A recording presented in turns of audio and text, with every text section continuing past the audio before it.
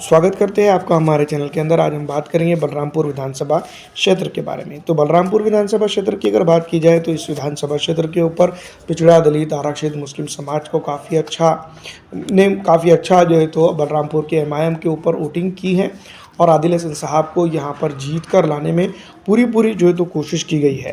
वहीं अगर हम बात करते हैं तो इस इलाके के ऊपर जो है तो एक चर्चा आम रही कि जो 10 साल जो है तो बलरामपुर के विधायक रहे जनाब महबूब आलम साहब के सामने जो है तो विकास की बात और जो है तो आदिल हसन साहब के विकास की बात कही गई है। जबकि आदिल हसन साहब जो है तो यहाँ पर पहली मर्तबा चुनाव लड़ रहे हैं और दूसरी तरफ अगर हम बात करते हैं तो यहाँ पर उनकी भी काफ़ी अच्छी पकड़ है।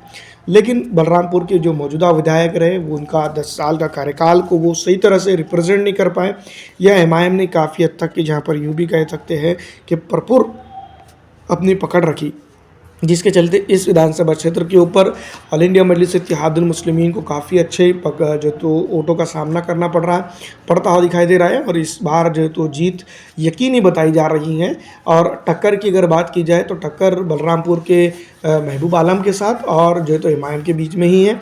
और सीधी तौर पर अगर बात की जाए तो जहाँ पर आरजेडीयू की या फिर एनडीए गठबंधन की, तो एनडीए गठबंधन काफ़ी हद तक के तीसरे नंबर पर भी दिखाई दे रहा है। तो बहुत सारी जगहों पर बलरामपुर की भी अगर हम बात करें तो एमआईएम पहुँचने से कासिर रही है, लेकिन एमआईएम का जो असदुद्दीन अवैसी साहब है उनका जो है तो चर्चा और जो तो पर्चा काफ़ी अच्छा रहा है। इसके चलते जो है तो इस विधानसभा क्षेत्र के ऊपर उनकी पकड़ होने के चलते जो है तो यहाँ पर कहीं ना कहीं ये बात हम ज़रूर कर सकते हैं कि आदिल हसन साहब इस बार इस विधानसभा क्षेत्र के ऊपर जीत के यकीनी दावेदार जो तो बनकर उभरते हुए नज़र आ रहे हैं। इस बार विधानसभा चुनाव के अंदर जनता काफ़ी कुछ चीज़ें बदलाव की तरफ ला रही हैं और यकीनी तौर पर हम ये कह सकते हैं कि जीत यकीनी है। तो पिछड़ा हो, दलित हो, आरक्षित समाज हो, तमाम तरह के तबकात की और उनके इलाकों की अगर बात की जाए तो विकास के लिए जो तो आदिल हसन साहब की जो तो पतंग के निशान के ऊपर वोट गिरा है